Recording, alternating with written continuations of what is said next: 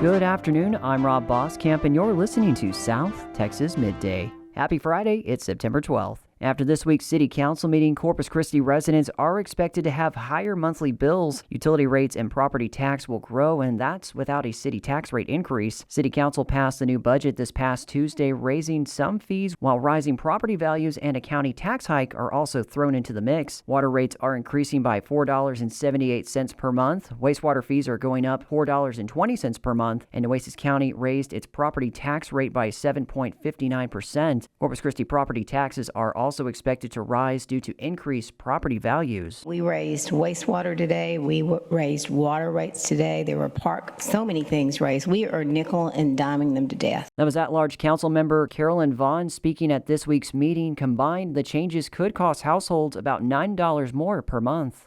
The Victoria County Sheriff's Office arrested a 10-year-old student at Vickers Elementary School yesterday after the student made a false weapon report as a joke. Officials told 25 News Now that school resource officers investigated the campus yesterday morning after receiving the report of a possible weapon. No weapon was found, and the student later admitted the claim was a joke. They were taken to the Juvenile Detention Center. No injuries were reported. Making a false report to induce an emergency response is a Class A misdemeanor in Texas.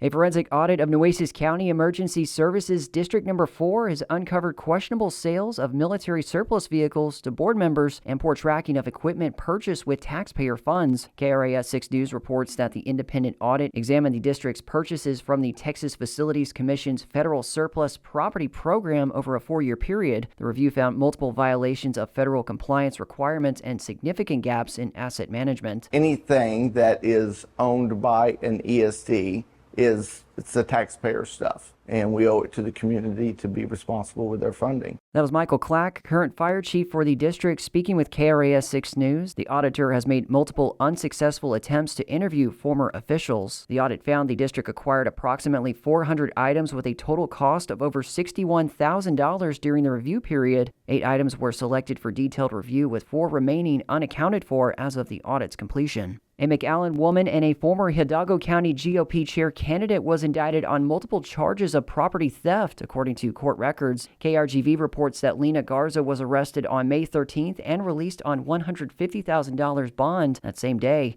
Hidalgo County court records show that Garza was in court this week and arraigned on 2 counts of property theft between $150,000 and $300,000, plus 1 count of theft of property between $2,500 and $30,000. A post from the Hidalgo County GOP Facebook page identified Garza as a candidate for party chair in 2022. A website under her name also identifies her as a candidate last year for the same position. Garza is due back in court for a hearing on November 5th. Brownsville ISD officials say a drop in student enrollment is affecting the roles of some teachers. The district has seen a drop in enrollment of 1,600 students this school year. According to KRGV, Patrick Hammis, leader of the Teachers Union Brownsville Educators Stand Together, teachers at Pullum Elementary were reassigned after the campus saw a drop in 70 students. Brownsville ISD Superintendent Jesus Chavez confirmed to KRGV the reassignment was happening to move teachers to schools with larger enrollment. One of the things that's happened this year, and I think people will understand, that we did have a number of folks who maybe lived here and moved back to Mexico. The movements are being done in line with the new district guideline that will first ask for volunteers. Teachers with seniority won't be transferred if they have multiple certifications. New teachers will not be moved. State education officials are giving Harlingen ISD a grade of C based on last year's financial report, citing the budget's fund balances plunged to a level far below what it takes to run operations for a standard 90-day period. The Valley Morning Star reports as part of the Texas Education Agency's annual review, the financial integrity rating system gave the district a score of 72 based on a scale rating of A to F. Since the state created the rating system in 1999, the district had posted A's. This year, the TEA gave the district a C based on last year's financial report that showed former Superintendent J.A. Gonzalez's administration's withdrawal of $23.2 million from a $215 million budget fund balance. That plunged cash reserves from about $40 million to $17.7 million to cover operational costs, including unbudgeted expenses, according to the Valley Morning Star. If you buy beef, no doubt you've noticed that it's gotten more expensive lately. In fact, beef prices in the U.S. are the highest they've ever been, at an average of $9.69 per pound, according to the USDA. So when might they come down again? The Texas Standard's Michael Marks tried to find out. The Barton Creek Farmers Market pops up on Saturdays in a shopping mall parking lot high on a hill in South Austin. Richardson Farms' booth is tucked into the far back corner. We raise beef, we raise pork, we do eggs and chicken, we have milk, and we have cheese that we make. That's Jim Richardson, who owns the farm. He and I are talking under a tent while his grandson fetches items out of a fort of coolers. His beef products include stew meat, steak, and ground beef. Lately, they've become pricier. I went up roughly $1 a pound. My processor went up that much or more. So without kind of keeping up, it erodes your profitability. Richardson's worked with cattle as a rancher and a veterinarian for more than 50 years. So I asked him about the cost of beef. Do you have any notion of when prices might come down again?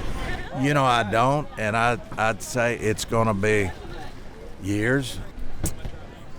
It's a real complex issue, and it's not going to remedy quickly.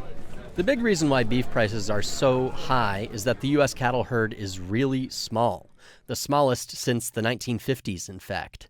Years of drought in cattle country have forced ranchers to sell animals. As the population dwindles, each cow becomes more and more valuable. So we sell those, and that means then that we don't grow the herd. And that's what the situation we've been in here for a while. That's Brenda Botel, an agricultural economics professor at the University of Wisconsin River Falls. Despite the costs, she says people are still buying beef. I'm actually surprised at how resilient beef demand has continued to stay with the very high prices. At 36 General, a small butcher shop and grocery store in San Marcos, south of Austin, Maddie Bills says that high prices have forced her to pay closer attention than ever before to what ranchers and suppliers charge her. Checking pricing quarterly, because things are fluctuating, has been really important for us surviving it all. Bills buys pork, lamb, and cuts of beef from local ranchers. Obviously we get ribeye, tenderloin, strip. Denver is a really popular cut of ours, which is a better value, but it's still really marbled and tender. The shop is crammed with display cases for cheese and proteins, plus coolers along the walls with veggies, sausage, and chicken feet. In the back, workers marinate ribs, cut sheets of butcher paper, and grind black pepper. Phil said she didn't have a good estimate of when beef prices will drop again, but she has noticed that when buying direct from the source, prices don't tend to jump as dramatically. Prices have definitely increased across the board. I will say that the more local the product, the more insulated it is from price increases. The further away you get from the source, the more likely you're going to be playing a game of telephone, and somewhere along the line, someone's going to increase the price and not bring it back down. So at every step along the beef supply chain, the costs add up.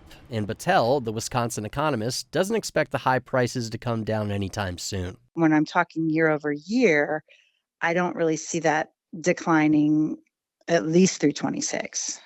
In fact, she believes prices still have room to go up, at least in the short term. So I think your August, September, October, we'll still see prices increase. So those planning a late summer barbecue will need a healthy budget if they plan to serve beef. I'm Michael Marks, Harvest Public Media. A suspect for the murder of political activist Charlie Kirk is in custody. Meanwhile, the Nueces County Republican Party recently issued an official statement on Kirk's death. The statement said in part they share condolences for his family and call on the members of the county party, Nueces County, and everyone else across the nation for prayers for his family, and that his passing occurred, quote, while he was performing the most important and heroic work of reaching out to young people and getting them to take up their role as citizens. That should not be forgotten in the wake of this tragedy, end quote. On a related note, Turning Point USA at UTRGV will hold a vigil for Kirk at 6 p.m. tonight at the UTRGV Edinburgh Chapel Lawn. Yesterday, Habitat for Humanity Corpus Christi held a formal wall-raising ceremony for 2 new homes being built on the 2300 block of Mary Street. It's the nonprofit's first new construction in 4 years. Interim Executive Director Ben Molina told KRAS 6 News the job site was made possible with a partnership with the city of Corpus Christi to purchase the property, as well as a few others around the area. The first 2 homes were built in the memory of former President Jimmy Carter and the late local community leader Gene Beligny. In sports, the Texas A&M Corpus Christi volleyball team kicked off the Islanders Classic in sweeping fashion last night as they took down Tarleton State in 3 sets. The Islanders extended a regular season home winning streak to 19 straight since the 2023 season, and they did so in one of the better offensive performances this season, combining as a team for a .224 hitting percentage off 38 kills. Sophomore Virginia Vanderwerf ran the offense with 28 assists, while Caitlin Krinke became the game's go-to with 12 kills and a .550 hitting clip. Classic continues today at TAMUCC's Dugan Wellness Center. And the trio of Alonzo Treadwell, Alejandro Torres, and Tyler Guilfoyle permitted only 5 hits last night, giving the Corpus Christi Hooks a 2-0 triumph over Wichita. The win happened in front of over 4,900 fans during Patriot Day and First Responders Night at Whataburger Field. Treadwell worked around 2 singles and 2 walks in 4 innings. He struck out 9, one shy of his career best. Torres, returning after 4 months on the injury list, picked up the win by dispatching 9 of 10 wind surge hitters from the 5th through the 7th.